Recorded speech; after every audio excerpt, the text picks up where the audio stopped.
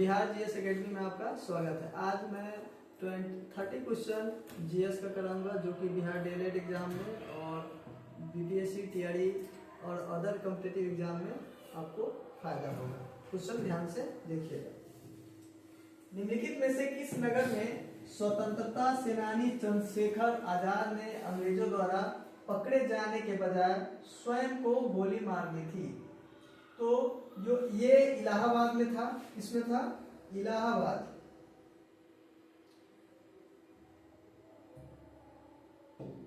ये था किसमें? इलाहाबाद में। 27 फरवरी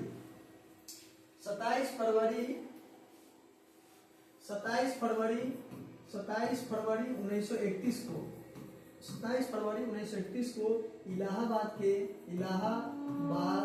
के अल्फ्रेड पार्क, कौन सा पार्क था? अल्फ्रेड पार्क में चंद्रशेखर आजाद सर ने खुद को गोली मार लिया था। अल्फ्रेड पार्क में खुद को सेल्फ गोली मार लिया था, गोली मार लिया था। चंद्रशेखर आजाद के ही द्वारा एक संगठन बनाया गया था, HSRA यानी हिंदुस्तान सोशलिस्ट रिपब्लिक एसोसिएशन। क्या बनाया गया था? Hindustan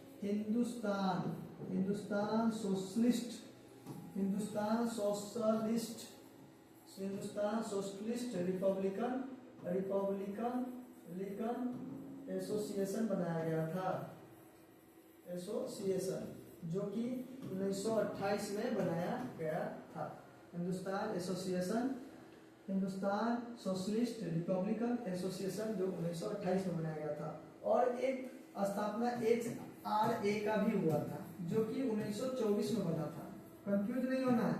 Hindustan socialist Republic association जो कि बना था 1928 में, लेकिन उनके संस्थापक थे चंद्रशेखर आजाद। लेकिन एक जो बना था 1924 में, जिसके संस्थापक थे भगत सिंह। क्या थे? भगत सिंह और सचिंद्र सन्याल। इनके साथ कौन थे?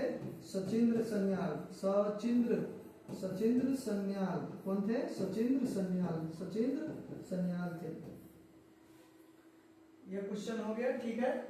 अब नेक्स्ट क्वेश्चन की ओर बढ़ते हैं।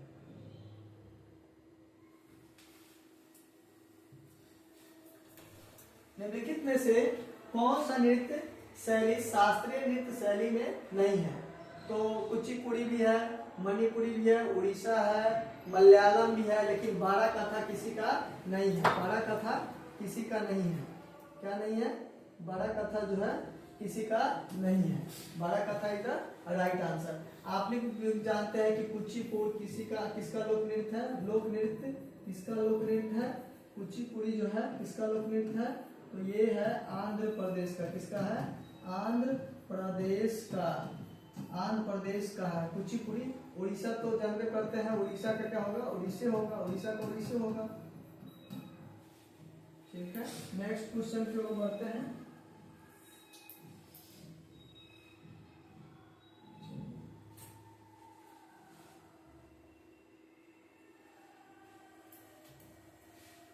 निम्नलिखित में से कौन सा रामसर स्थल है? ये तो 2023 का ही डाटा है अभी तक का। ये इसमें इसका आंसर हो जाएगा उपरोक्त में से सभी।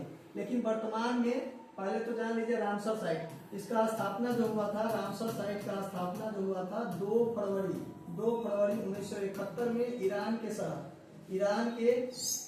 के रामसर शहर में इसका स्थापना हुआ था। किसमें? ईरान के रामसर शहर में इनका स्थापना हुआ था। शहर में इसका स्थापना हुआ था। वर्तमान में रामसर साइट की कुल संख्या जो है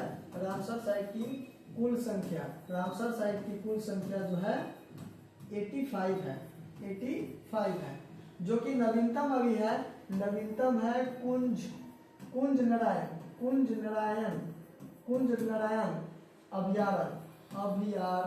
अभयारण्य। और एक है कुंज नारायण एवं काजू वैली। क्या है? काजू वैली अभयारण्य है। और एक जो है तवा जलाशय है। क्या है? तवा जलाशय। क्या है, तवा जलाशय, तवा जलाशय, जो कि तवा जलाशय एमपी यानी एम फॉर मध्य प्रदेश, यानी तवा जलाशय कहाँ पे है, मध्य प्रदेश में। कुंज नारायण और काजू वैली ये दोनों तमिलनाडु में है। तो आपसे पूछेगा कि लेटेस्ट निम्नलिखित में से कौन सा रामसर साइट है, तो यही तीनों का ऑप्शन देगा, यानी लेटेस्ट यही है, कुंज नारायण, काजू वैली और तवा जलाशय। कुंज नारायण और काजू वैली कहाँ पे है, तो तमिलनाडु में है, और तवा जलाशय जो कि एमपी में है।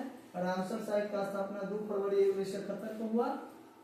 वर्तमान में पूछेगा रामसर साइट की संख्या कितना है, तो 85 इज द राइट आंसर।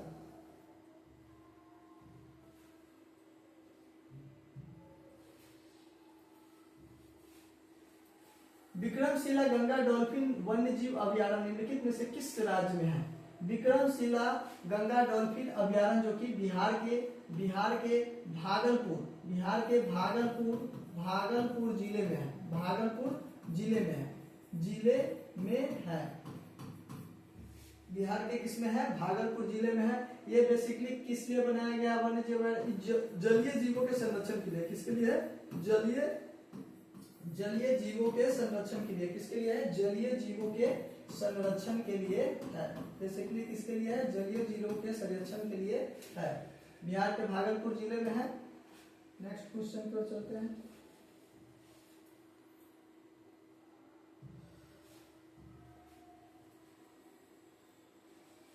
भारतीय संविधान के अनुच्छेद 360 में क्या प्रावधान है, तो भारतीय संविधान के अनुच्छेद 360 में क्या प्रावधान है, तो द्वितीय आपात का प्रावधान है।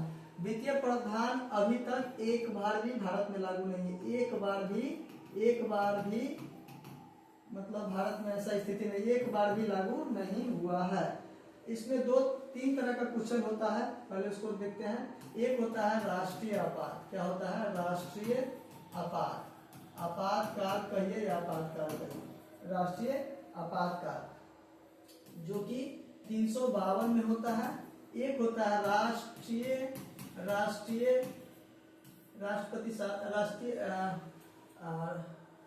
एक होता है राष्ट्रपति शासन जो होता है, राष्ट्रपति शासन वाला जो होता है वो होता है 356 होता है। क्या होता है, 356 होता है। एक होता है द्वितीय आपात। क्या होता है, द्वितीय आपात। द्वितीय आपात जो होता है अनुच्छेद 360 में होता है। अनुच्छेद कितना में होता है, 360 में होता है। द्वितीय आपात एक बार भी लागू नहीं हुआ, 352। और राष्ट्रपति शासन ये हो गया द्वितीय आपात इज द राइट आंसर। भारतीय संविधान के अनुच्छेद 360 में क्या प्रावधान है, तो द्वितीय आपातकाल है। मूल कर्तव्य, जीवन जीने का अधिकार यानी राइट टू लाइफ अनुच्छेद कितना में आता है, 19 से लेके 22 तक। यानी जीवन जीने का अधिकार कितना है, 19 से लेके 22 तक। संपत्ति का अधिकार क्या है, संपत्ति का अधिकार तो कोई होता है ना। मूल कर्तव्य जो हो गया, ये रहने दीजिए,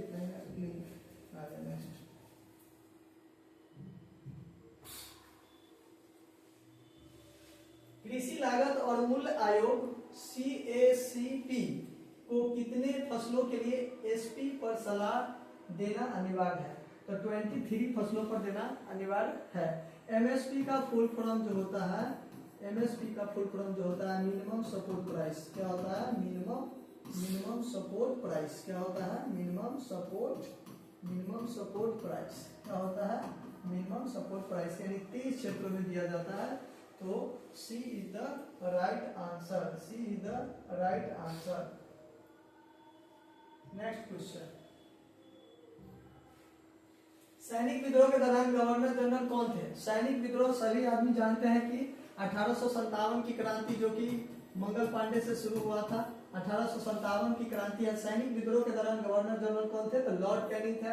लॉर्ड कैनिंग का शासन काल कहिएगा तो क्या होता है, 1856 से लेके 1862 तक ले घटना इसका घटा था। इसी बीच में 1857 से क्रांति हुआ था, जो कि 34वीं रेजिमेंट के दौरान हुआ था। और लॉर्ड कैनिंग का जो शासनकाल है, इनके शासनकाल में बॉम्बे, मद्रास और कलकत्ता का स्थापना हुआ। बॉम्बे, मद्रास, कलकत्ता हाई कोर्ट का स्थापना हुआ। किसका हुआ, बॉम्बे कलकत्ता हाई कोर्ट का स्थापना हुआ। आप इसको शॉर्टकट में BMC याद कर सकते हैं। B for Bombay, M for Madras, C for Calcutta, यानी बॉम्बे बॉम्बे बॉम्बे, मद्रास मद्रास और C फॉर कलकत्ता। पहल का नाम जो है इसका यही है, बॉम्बे मद्रास कलकत्ता। तो सैनिक विद्रोह के दौरान गवर्नर जनरल कौन थे? तो लॉर्ड कैनिंग थे। उसके बाद नेक्स्ट आइए लॉर्ड डलहौजी। लॉर्ड डलहौजी के शासनकाल में 1848 से लेकर 56 तक इनका कार्यकाल हुआ। इन्हीं के बीच बहुत सारे राज्यों को हड़प लिया गया, सतारा, महाराष्ट्र, ये सब को हड़पा गया। लॉर्ड कॉर्नवालिस के कार्यकाल में है 1786 से लेकर 1793 में इसका शासनकाल है। तो सैनिक विद्रोह किसके दौरान हुआ था? Lord Canning is the right answer. Next question पर चलेंगे।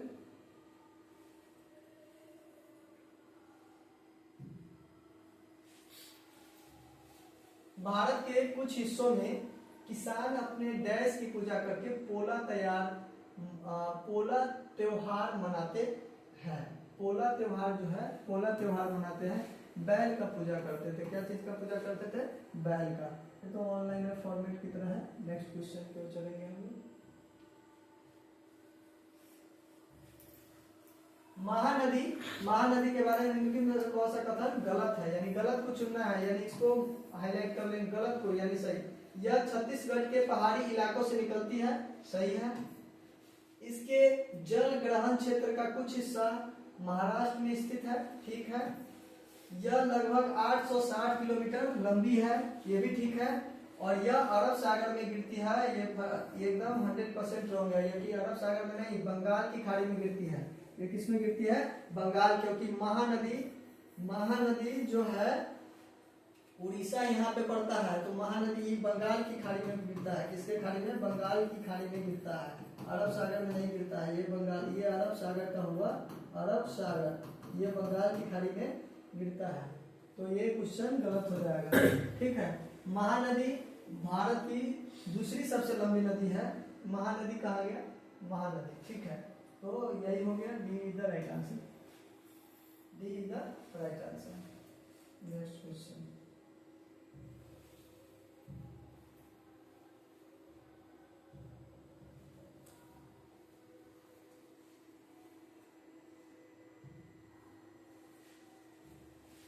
ये तो करंट अफेयर का क्वेश्चन है। वार्षिक सूरजकंड शिल्प मेला की मेजबानी निम्नलिखित में से कौन सा राज्य करता है? कोई भी, हर एग्जाम का फेवरेट क्वेश्चन है। जब भी पूछेगा सूरजकुंड मेला, सूरजकुंड मेला, सूरजकुंड शिल्प मेला का, सूरजकुंड शिल्प मेला जब भी पूछेगा तो आप इसका याद रखेगा, फरीदाबाद हरियाणा ये सब होता है, हर बार यही आयोजन होता है। फरीदाबाद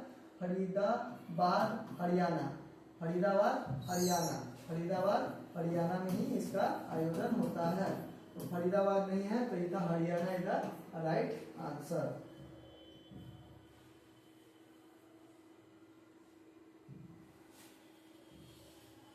निम्नलिखित में से कौन सी ग्रंथि हार्मोन निर्माण से संबंधित है? मतलब निम्नलिखित में से कौन सी ग्रंथि हार्मोन निर्माण से संबंधित है? तो अंतःस्रावी जो होता है, एंडोक्राइन एक होता है, एक्सोक्राइन होता है। जो अंतःस्रावी ग्रंथि है, अंतःस्रावी ग्रंथि ही ग्रंथि का हार्मोन से संबंधित है। अंतःस्रावी ग्रंथि के अंतर्गत ही मस्तिष्क के जो भी पार्ट्स है वो सब आते हैं, जैसे प्यूटरी हो गया, प्यूटरी हो गया। उसके बाद इसी को पीयूष ग्रंथि भी कहते हैं, मास्टर ग्रंथि भी कहते हैं, मास्टर ग्लैंड भी कहते हैं। ग्रंथि जो भी हो, मास्टर ग्लैंड या ग्रंथि होता है, ये सभी अंतःस्रावी में हो गया, ग्रंथि में हो जाता है। और इसी प्रकार जैसे अग्नाशय हो गया, दूसरी अंतःस्रावी ग्रंथि हो जाएगा, ठीक है। नेक्स्ट,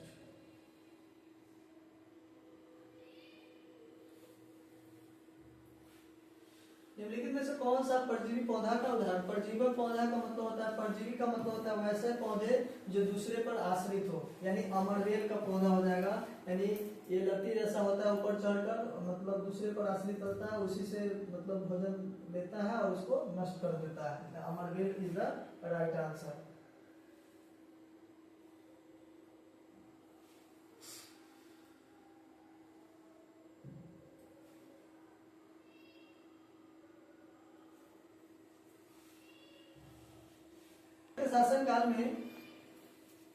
हर्षवर्धन के शासनकाल में सत्ता का केंद्र स्थान कौन सा था? हर्षवर्धन ही अपने शासन काल में अपनी राजधानी जो है, हर्षवर्धन अपनी राजधानी थानेश्वर से कनौज स्थापित किया था। कहाँ से? थानेश्वर से कनौज स्थानांतरित किया था। कहाँ पे?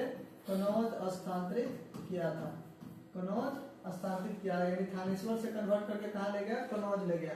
तो हर्षवर्धन के शासन काल में सत्ता केंद्र स्थान कौन सा था? तो उसका राजधानी था जो नया बनाया था, Kannauj. Kannauj is the right answer.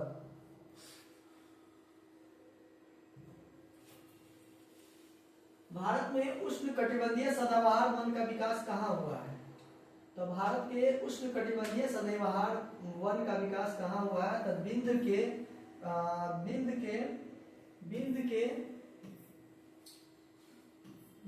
श्रेणी के वनों में भारत में उष्ण कटिबंधीय सदाबहार वन जो है वन का विकास कहाँ हुआ है? तो बिंद के श्रेणियों के वनों में हुआ है।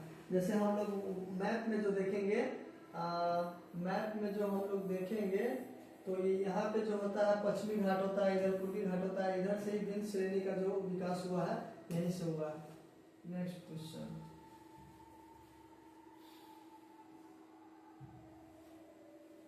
निम्नलिखित में से कौन सा खाद्य सुरक्षा प्रणाली का घटक है?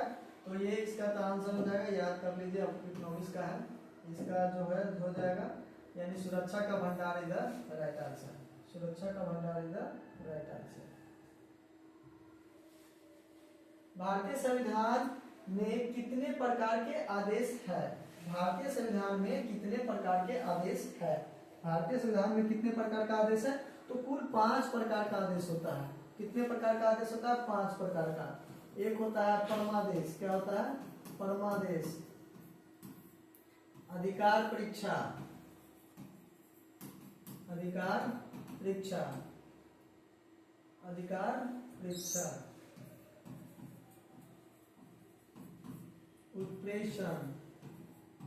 उत्प्रेषण,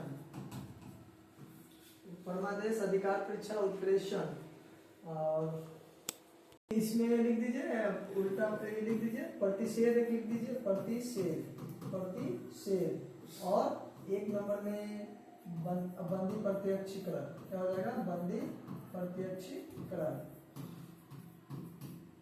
बंदी प्रत्यक्षीकरण मतलब आर्टिकल 22 के अंदर आता है। इसमें कोई भी आदमी को अगर गिरफ्तार करते हैं तो 24 घंटा में मजिस्ट्रेट के सामने आपको प्रत्यक्ष उसको प्रस्तुत करना होगा। और ये अनुच्छेद 32 के तहत,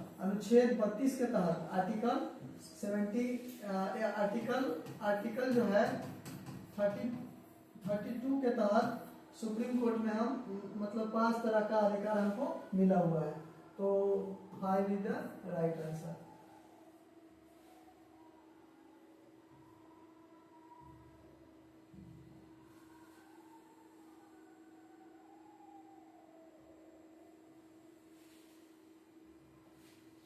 चित्तौड़गढ़ में विजय स्तंभ टावर ऑफ विक्ट्री किसने बनवाया था? तो इसको वन लाइनर के तौर पर याद कर लीजिएगा। चित्तौड़गढ़ में विजय स्तंभ टावर ऑफ विक्ट्री किसने बनाया था? तो राणा कुंभा। किसने बनाया था? राणा कुंभा। जैसे अभी देख लीजिए स्टैचू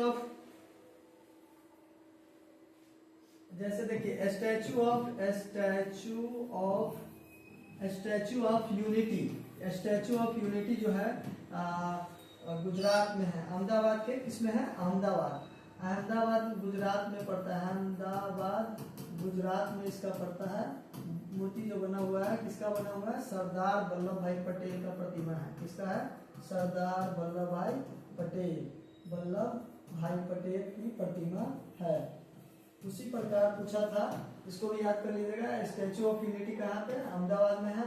किसका प्रतिमा है? तो सरदार वल्लभ भाई पटेल की प्रतिमा है। तो उसी प्रकार चित्तौड़गढ़ में विजय स्तंभ टावर ऑफ विक्ट्री किसने बनाया था? तो राणा कुंभा ने बनाया था। नेक्स्ट क्वेश्चन पर चलते हैं।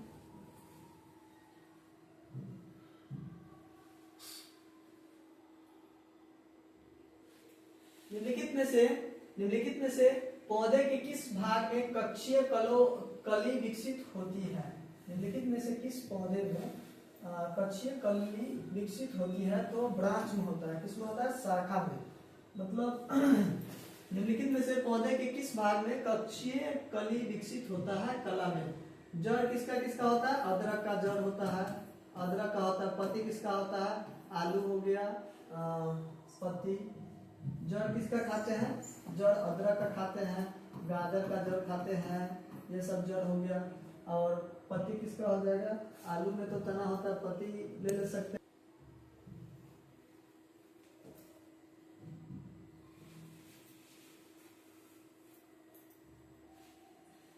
नेक्स्ट क्वेश्चन, जेलम नहीं होगा, यहाँ पे जाइलम होगा। क्या होगा, जाइलम, जाइलम। जाइलम निम्नलिखित में से किसके परिवहन में सहायता करता है। जाइलम जो है वाटर का ट्रांसपोर्ट करता है, पानी का परिवहन करता है। तो जाइलम पूछेगा, जाइलम पूछेगा तो पानी का परिवहन, क्या का परिवहन, पानी का परिवहन, यानी पानी को जड़ से लेके शीर्ष तक पहुंचाना। किसमें, जड़ से लेके, जड़ से शीर्ष तक पहुंचाना, शीर्ष तक मतलब पहुंचाना। As a it is transport का काम करता है।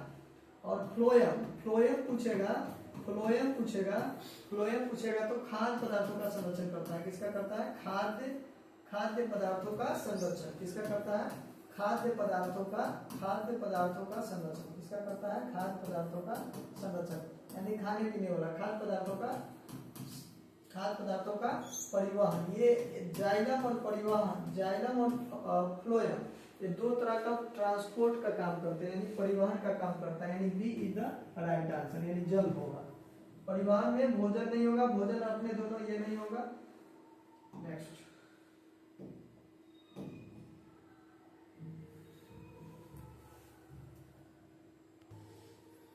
हो गया।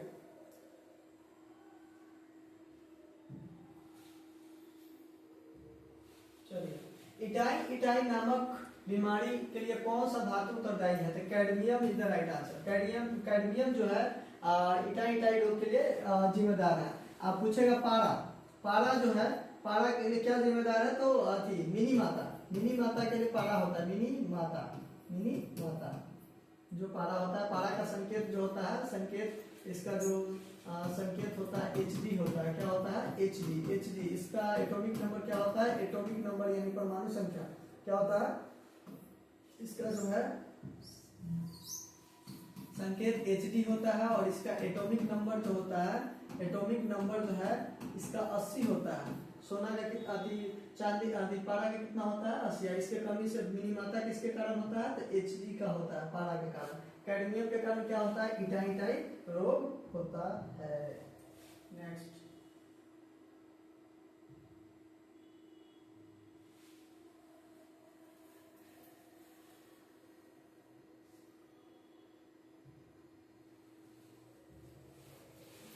निम्नलिखित में से कौन सा एक ठोस सोल का उदाहरण है, तो रंगीन पत्थर। रंगीन पत्थर जो है ठोस सोल का उदाहरण है। सोल यानी ठोस सोल का उदाहरण है।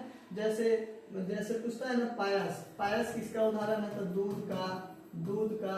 निलंबन पूछेगा, निलंबन यानी सस्पेंशन। निलंबन अगर पूछेगा यानी जितना भी नाली में के पानी हो गया, कूड़ा कचरा, नाली में पानी जो हो गया, सब निलंबन यानी सस्पेंशन में काम आता है। सस्पेंशन होता है, नाली जितना भी कड़ा कुचकर हो गया, गंदा चीज, सब निलंबन में आता है। पायस हो गया, दूध हो गया। तो इसी प्रकार जो है निम्नलिखित में से कौन सा एक ठोस सोल का उदाहरण, यानी ठोस मैग्नीशियम मिल्क यानी MgOH यानी द्रव हो जाएगा, फोम द्रव की तरह होता है, रबर भी एक तरह से अर्ध ठोस होता है, यानी पूरा ठोस रंगीन पत्थर ही होगा।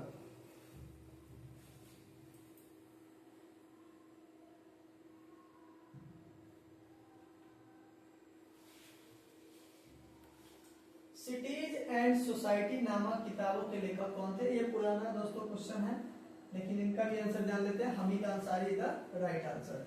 सिटीजन एंड सोसाइटी नाम किताब के लेखक कौन है, हमीद अंसारी जी है। जैसे अभी का नया जो किताब है प्लेइंग इट माई वे, क्या है, प्लेइंग इट माई वे, वे जो हो जाएगा, इनका जो है सचिन तेंदुलकर जी का बुक है। बुक जी का किनका है, सचिन तेंदुलकर का है। सचिन तेंदुलकर जी का है प्लेइंग किट माई गेम। इसी तरह से सिटीजन एंड सोसाइटी नामक किताब के लेखक कौन है? तो हमीद अंसारी है, जो कि भारत के पूर्व राष्ट्रपति रह चुके हैं। नेक्स्ट क्वेश्चन, निम्नलिखित में से भारत का कौन सा पड़ोसी देश अफीम का सर्वाधिक उत्पादक है? अफीम का सर्वाधिक उत्पादक देश कौन है? दोस्तों लगाइएगा, पाकिस्तान आंसर नहीं होगा, मेरा पड़ोसी देश अफगानिस्तान होगा, जो कि पश्चिमोत्तर नॉर्थ साइड में Afghanistan is the right answer. यहीं से जो है अफीम का अभी भी सबसे ज्यादा व्यापार होता है, तो अफीम का ही होगा। नेक्स्ट, जल प्रदूषण निवारण नियंत्रण अधिनियम किस वर्ष लागू किया गया था? जल प्रदूषण निवारण और नियंत्रण अधिनियम किस वर्ष लागू किया गया था? तो 1974 ईस्वी में लागू किया गया था। अब देखिएगा, इसमें 4 तरह का क्वेश्चन बनता है। पहला पूछेगा, आप देख लीजिएगा, जल प्रदूषण अधिनियम अगर पूछेगा, अधिनियम अगर पूछेगा तो 1974 हो जाएगा। ठीक है। वन संरक्षण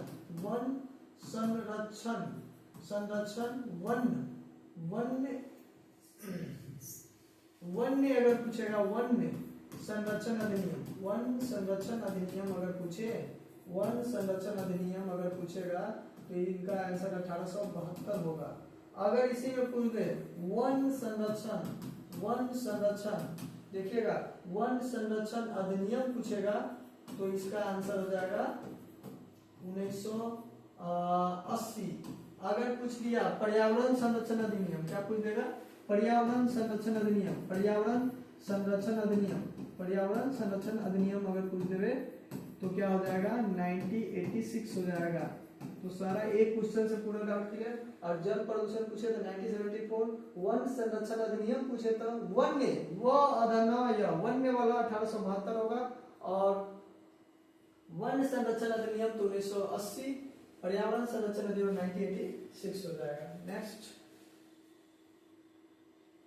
वन्य, ये थोड़ा गलती 1972 होगा इसका, 1972, 1872 नहीं, 1872 नहीं होगा, 1972 होगा।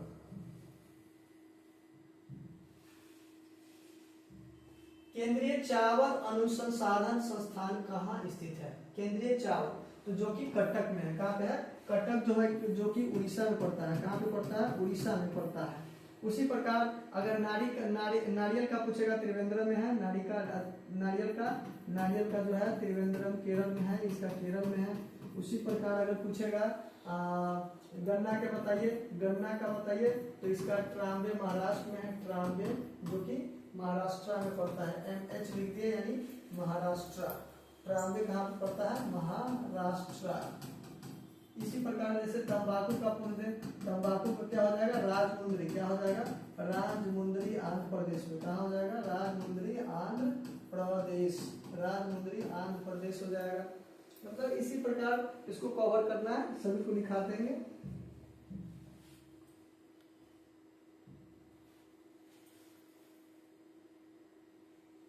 नेक्स्ट, लक्षद्वीप के लोग निम्नलिखित में से कौन सी भाषा बोलते थे? लक्षद्वीप के लोग मलयालम बोलते हैं। लक्षद्वीप में कुल द्वीपों की संख्या, लक्षद्वीप में कुल द्वीपों की संख्या, लक्षद्वीप में जो कुल द्वीपों की संख्या 36 है।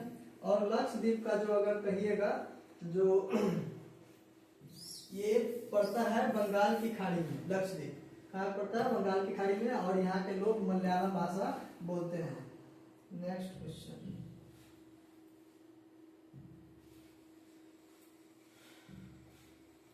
भारतीय संविधान में पहला संशोधन कब किया गया था? भारतीय संविधान में पहला संशोधन 1951 में किया गया था।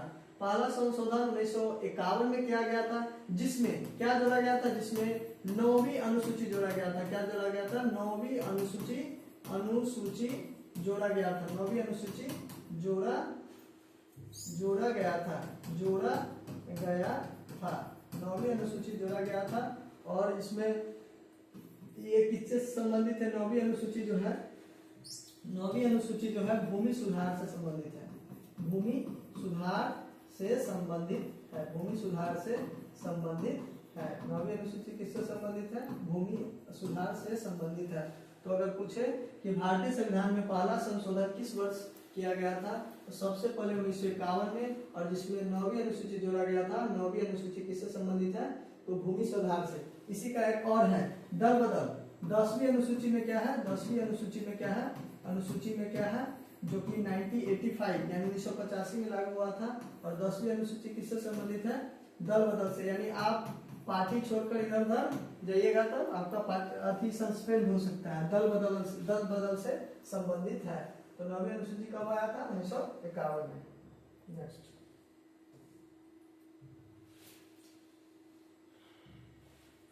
गोदावरी नदी का उद्गम किस स्थान में हुआ है?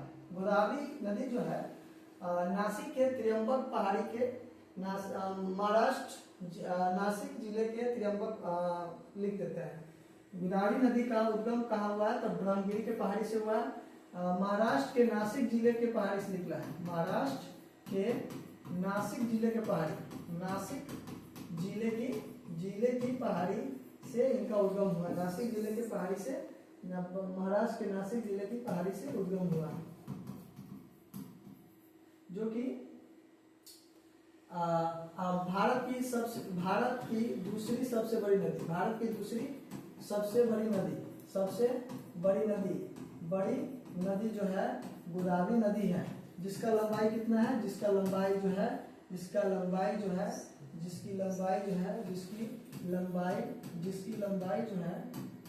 1465 किलोमीटर है। जिसकी लंबाई कितना है?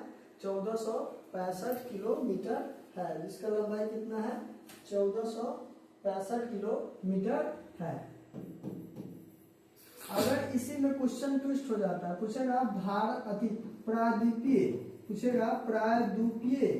प्रायद्वीपीय भारत की सबसे लंबी नदी कौन है? प्रायद्वीपीय भारत की सबसे लंबी कौन है? भारत की सबसे लंबी नदी प्रायद्वीपीय लगा देगा तो गोदावरी आंसर होगा। क्या हो जाएगा? Godavari is the right answer. यानी ब्रह्मगिरी के पहाड़ी से निकलता है, नासिक जिले के महाराष्ट्र से, और ये इसकी लंबाई 1465 किलोमीटर है।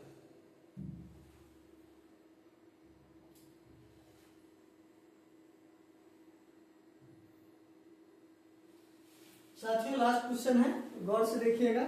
अरुणा आसिफ अली को कहां भारतीय राष्ट्रीय कांग्रेस को ध्वज फहराने के लिए याद किया गया?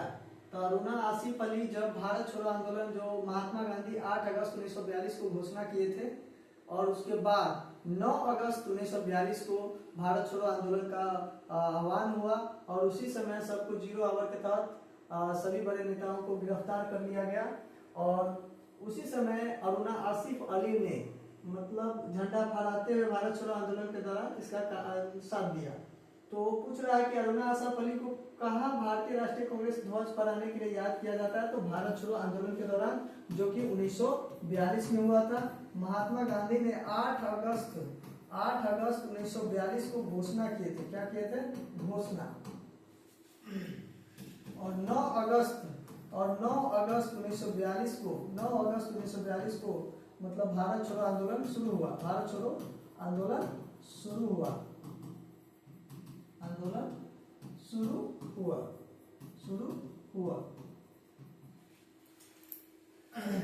तो अरुणा आसिफ अली को कहां भारतीय राष्ट्रीय कांग्रेस ध्वज फहराने के लिए याद किया जाता है? तो भारत छोड़ो आंदोलन के दौरान याद किया जाता है। पूछेगा भारत छोड़ो आंदोलन का नारा किसने दिया? पूछेगा भारत छोड़ो आंदोलन का नारा किसने दिया? भारत छोड़ो आंदोलन का नारा किसने दिया? नारा, तो इसका नारा का जो निर्माता है मेहर यूसुफ अली। कौन है? मेहर यूसुफ अली। अब निर्माता पूछेगा तो ये, नहीं तो महात्मा गांधी तो है ही। सविनय अवज्ञा आंदोलन के दौरान, सविनय अवज्ञा आंदोलन कब शुरू हुआ? 1930 में। और असहयोग आंदोलन कब हुआ? 1920 से लेके 22 तक। 1920 से 22 तक। साथियों इतने क्वेश्चन को अच्छे से कंप्लीट कीजिएगा। मिलते हैं नेक्स्ट क्लास में।